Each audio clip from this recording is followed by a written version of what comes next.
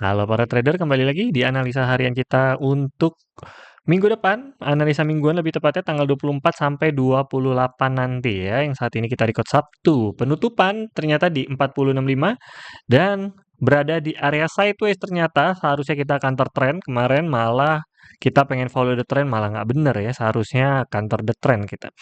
Oke, kembali lagi kita kembali ke counter trend karena memang harusnya minggu depan Senin biasanya sih ya, kita belum lihat news juga, biasanya tuh tidak ada news, jadi kita akan counter seperti biasa sambil menunggu apakah ada update news atau selanjutnya atau enggak. Lalu kenapa bisa sideways? Mari kita lihat di news forex factory-nya sendiri dulu.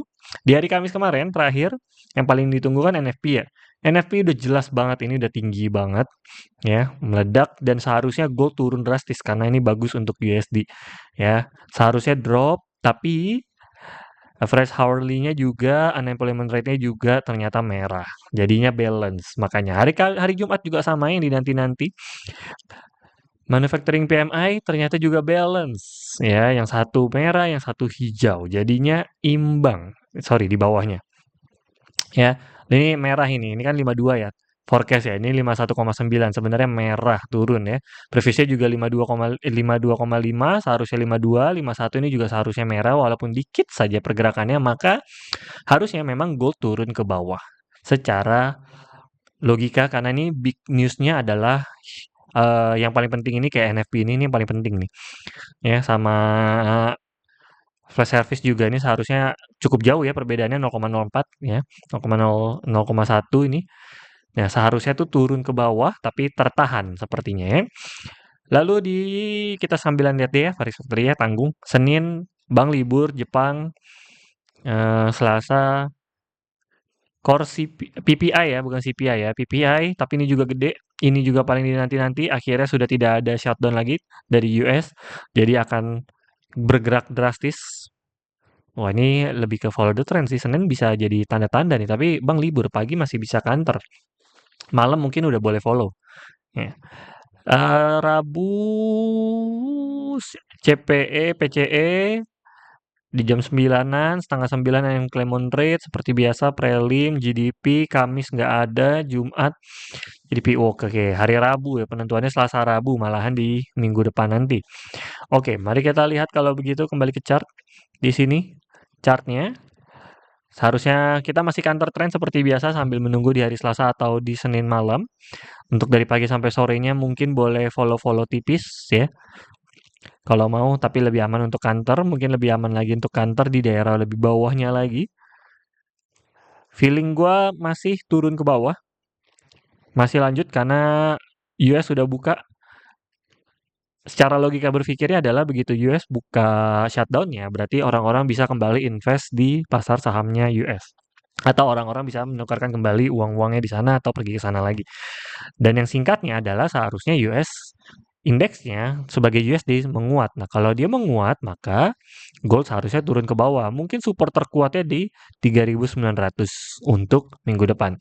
Tapi kita tunggu juga hasil newsnya apakah bagus atau enggak. Tapi kalau hasilnya malah jelek, siap-siaplah kembali ke daerah New ATH. Ya. Cuman sepertinya tidak akan terjadi dalam minggu depan sih ya. Harusnya minggu depan bukan terlalu big news, seharusnya. Kecuali memang ada big news sesuatu dari geopolitik, tapi kalau kecil-kecilannya harusnya nggak ada. Mari kita hapuskan dulu yang putih-putihnya, terlalu banyak garisnya. Itu garis supportnya sepertinya sudah terlalu tebal. Dari RSI-nya sendiri sudah di 52, netral, nggak terlalu jebol. Bisa kita tunggu jebolnya mungkin di 4138 kalau mau buy untuk follow the trend-nya.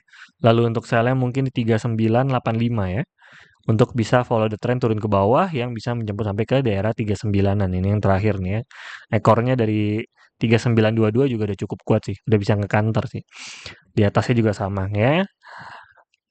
Tinggal kalau jebol kita follow the trend, kalau enggak ya kita counter dulu sembari nunggu kapan dia mau jebolnya. Oke, untuk dari 4 jamnya sendiri, RSI juga masih di daerah tengah-tengah, di daerah 48, jadi masih belum kemana-mana. Cuman area titiknya aja yang berbeda di 4145, bawahnya juga di 4 ribuan. Memang 3995 bisa sih open sell kalau misalnya jebol gitu ya. Lalu di 1 jamnya lagi kembali kita lihat untuk di hari Senin berarti kita akan cari counter trend seperti biasa dulu. Tapi mungkin ini akan jebol nih. support-support tipis, resisten-resisten kecil. Mungkin ini akan menjadi area gue untuk entry untuk di daerah sell-nya. Yang nanti akan gue share di YouTube member kita ya. Lalu untuk buy-nya kita bisa buy di daerah bawah sini. Ini range-nya lumayan gede sih. Nah, baru ini kalau jebol baru siap-siap untuk follow the trend. Jemputnya di bawah. Ini lot gede ya. Lot gede. TP-nya TP jauh, bisa TP 50 gitu maksudnya. Ya. SL-nya juga, Pak SL-nya pasti SL 10 sih. Paling SL plus kalau mau nih. Ini kalau jebol, follow the trend SL plus, kalau counter bisa. Nanti kita lihat. Untuk updatean selanjutnya bisa dicek di YouTube Telegram kita, join membernya. Dan segitu saja analisa mingguan kita kali ini. Salam cuan.